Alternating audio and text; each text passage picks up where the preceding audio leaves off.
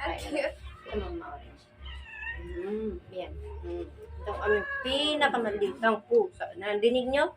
Nagre-reklamo na kasi gutom. Oh, yan.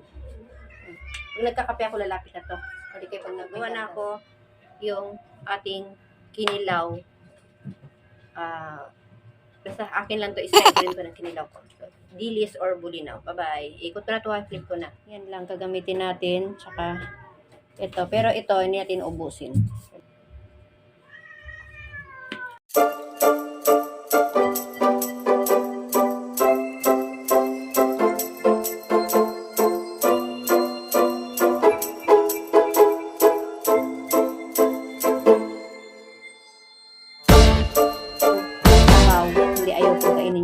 Lasa lang talaga. Pero pag kinilaw, kinakain namin siya kasi masarap. Pang pawala talaga siya sa lansa. So, yan natin ang slice natin ng pino. Pino and manipis. Ganon ang ginagawa ko sa luya. Para yung, may anghang din to, di ba? Manuot, suot din doon sa So, ayan, yung sili na nabili ko. Di ba may nakikita nyo naman sa video ko, may sili ako doon sa labas na tanim. Pero, hindi ko muna siya babawasan hanggat hindi siya ganito mag-red. Kailangan mo nang pumulan niya. And pag nakapula na siya, yan, pwede na ako magbibigay din sa kapitbahay kung sino may gusto. Kasi marami namang bunga, hindi namin mauubos. Pero dapat bago mag-harvest or ako muna syempre mauna, no?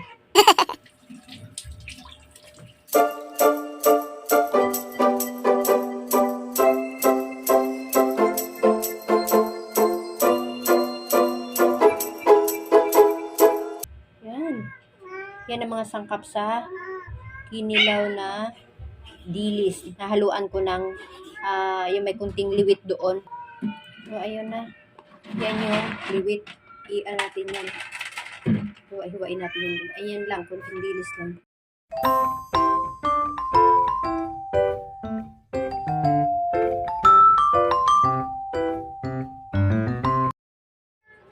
Ayan lang yan. Tapos ibubuka mo siya. Ganyan. Pagkadiin mo, medyo madilim nga. Ila pa nga doon ulit. Si Papa kasi. Wait lang. O, ganun. Wait lang. Ulit tayo, hugas akong kamay.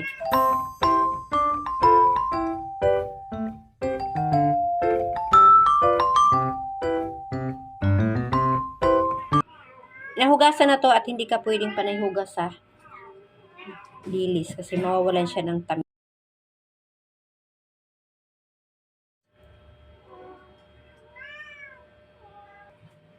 Ngayon na, ang haba. Pinost ko ng matagal. Oh. Ngulubot na yung kamay ko. Tapos bibiakin mo uli. Ganun lang uli. Ito na. Yung ating finished product. Ay, hindi pa to finished product. Pero onti lang siya. Ito yung na-debo na natin. Ito. Busan natin siya nito. Yan. And yan ang ipang. Yan. Hindi na natin siya, dahil hugas na naman na to kanina, hindi na yan huhugasan pa uli ng tubig.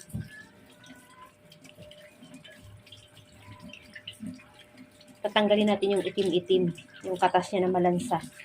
So,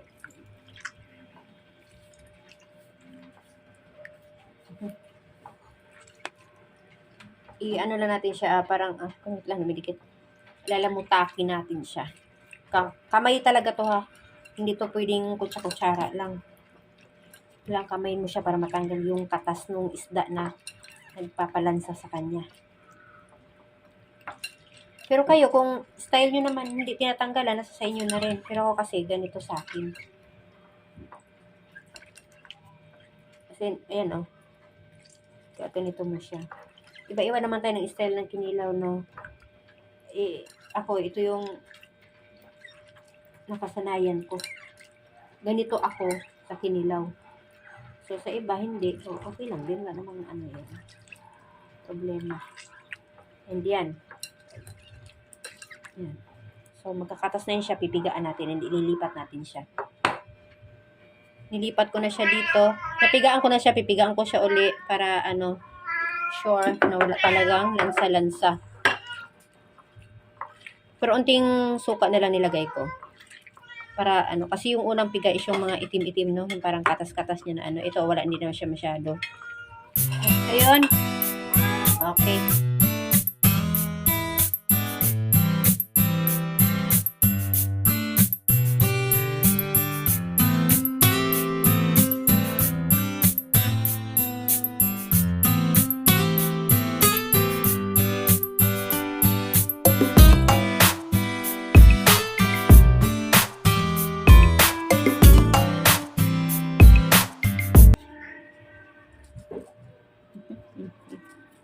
Baka makatabang-tabang to.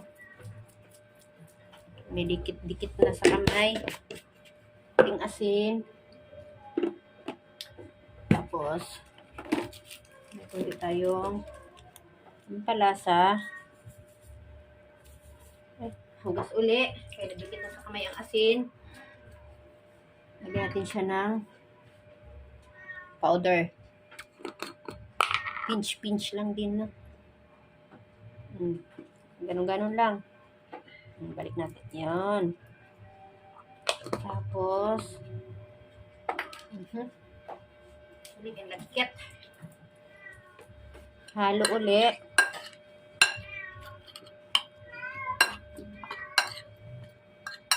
Haluin natin maigi para umano yung mga katas magsuot-suot.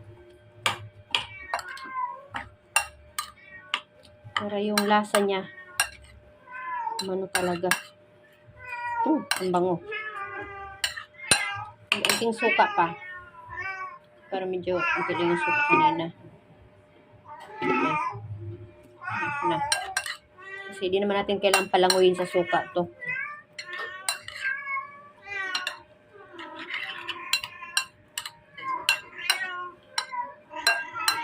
Ito kaya naman to kainin ni ate pag ganito ka anghang.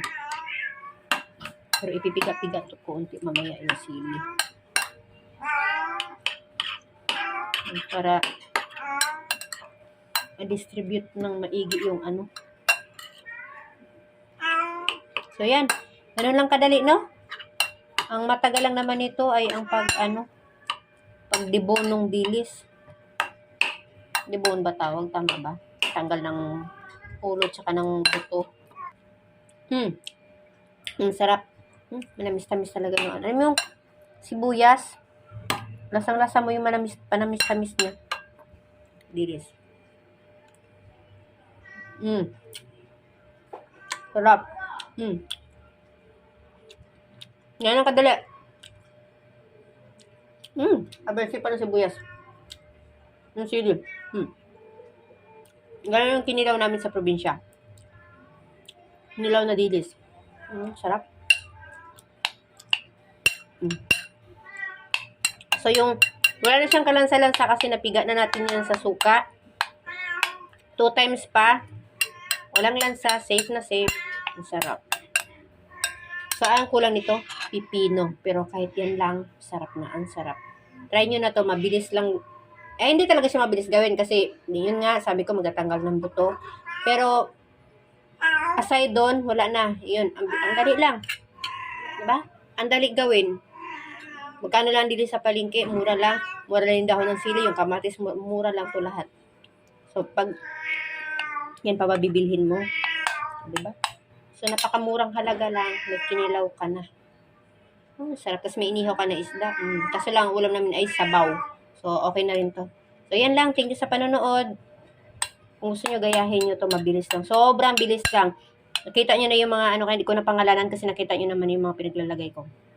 So, kinilaw na bulinaw or dilis. Bye-bye. Salamat sa panonood. Thank you. God bless us.